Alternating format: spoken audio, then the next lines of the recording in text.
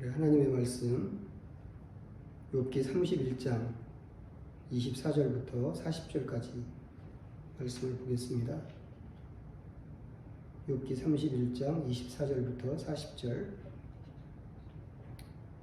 만일 내가 내 소망을 금에다 두고 순금에게 너는 내 의뢰하는 바라 하였다면, 만일 내 재물의 풍부함과 손으로 얻은 것이 많음으로 기뻐하였다면, 만일 해가 빛남과 달이 밝게 뜬 것을 보고 내 마음이 슬며시 유혹되어 내 손에 입맞추었다면, 그것도 재판에 회부할 죄악이니 내가 그리하였으면 위에 계신 하나님을 속이는 것이리라. 내가 언제 나를 미워하는 자의 멸망을 기뻐하고 그가 재난을 당함으로 즐거워하였던가. 실상은 나는 그가 죽기를 구하는 말로 그의 생명을 저주하여 내 입이 범죄하게 하지 아니하였노라. 내 장막 사람들은 주인의 고기에 배부르지 않은 자가 어디 있느뇨 하지 아니하였는가. 실상은 나그네가 거리에서 자지 아니하도록 나는 행인에게 내 문을 열어주었노라. 내가 언제 다른 사람처럼 내 악행을 숨긴 일이 있거나 나의 죄악을 나의 품에 감추었으며, 내가 언제 큰 무리와 여러 종족의 수모가 두려워서 대문 밖으로 나가지 못하고 잠잠하였던가. 누구든지 나의 변명을 들어다오. 나의 소명이 여기 있으니 전능자가 내게 대답하시기를 바라노라. 나를 고발하는 자가 있다면 그에게 고소장을 쓰게 하라.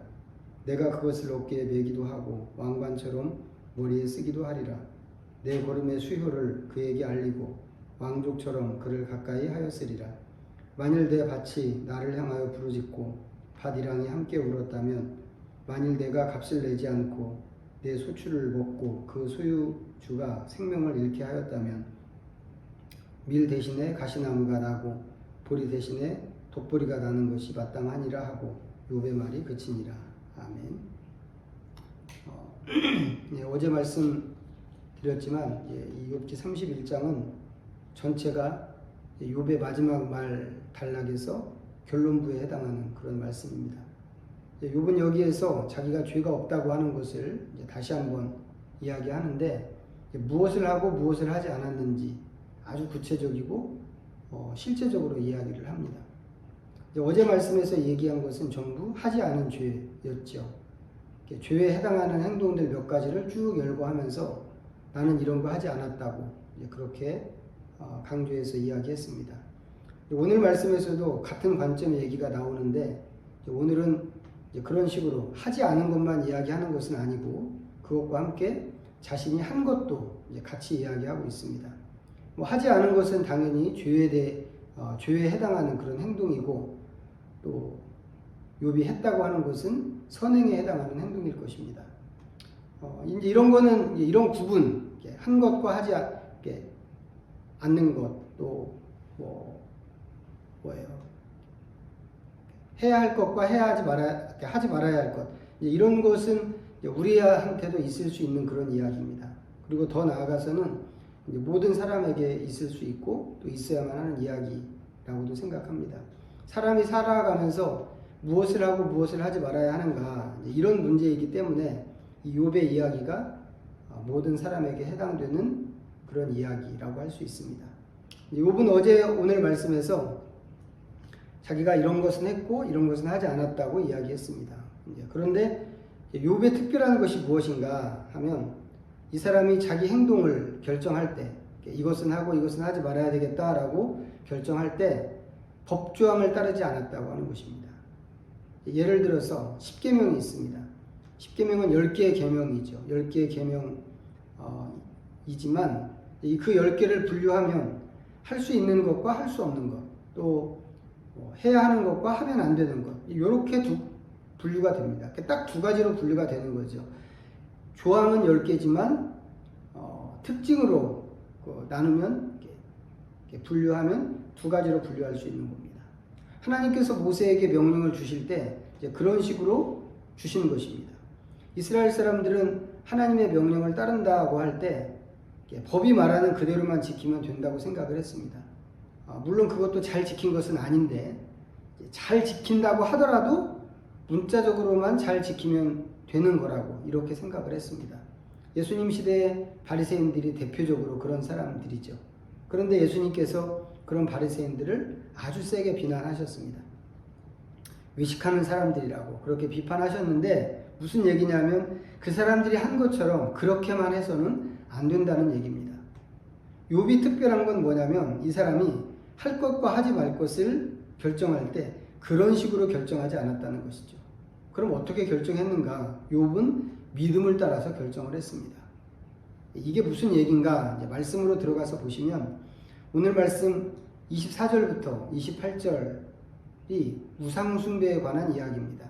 매일 성경은 이 대목을 물욕이라고 이렇게 제목을 붙여놨는데 물론 이게 물질에 대한 욕심일 수 있습니다. 하지만 물질에 대한 욕심이라고 하는 것이 다른 측면에서 이야기하면 그것은 돈을 섬기는 일이란 말이죠.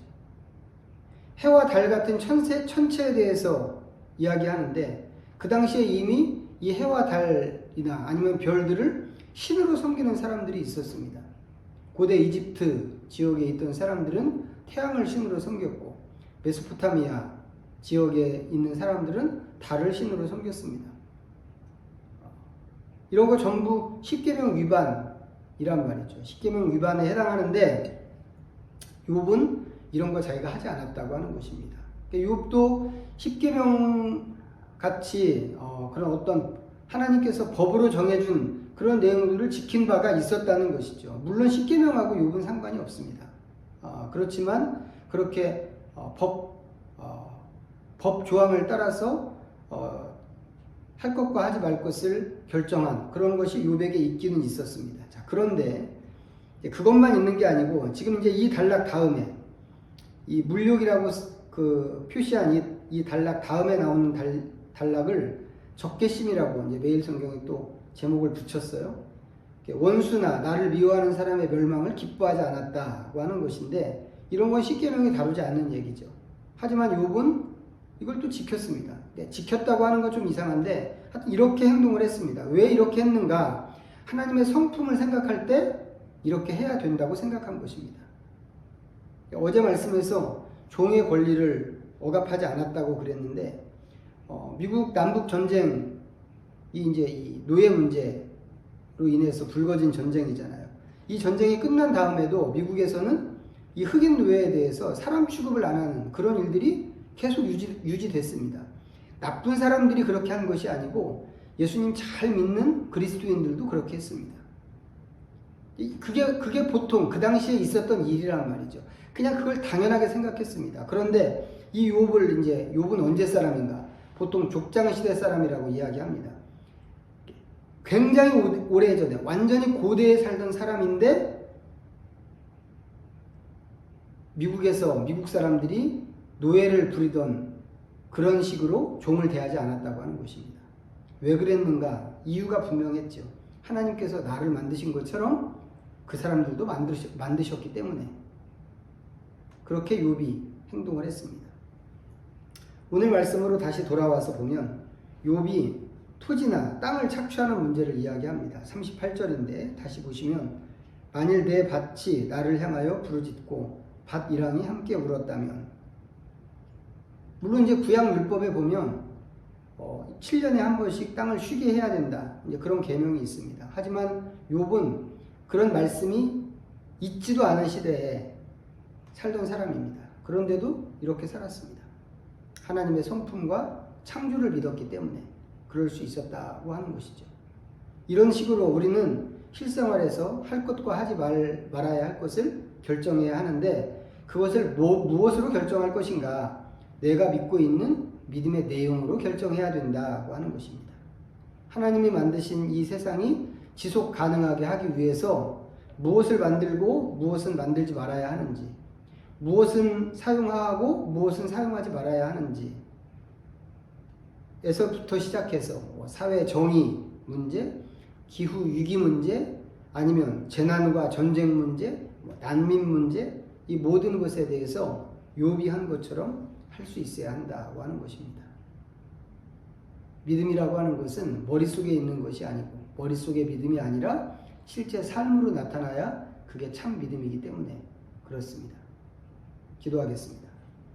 하나님 아버지, 욥의 행동 방식을 우리가 배우기를 원합니다. 우리의 말과 행동에 있어서 모든 것이 우리의 믿음을 바탕으로 나타나게 하시고 우리의 인격과 행동 전체에서 하나님의 성품이 드러나게 하시옵소서.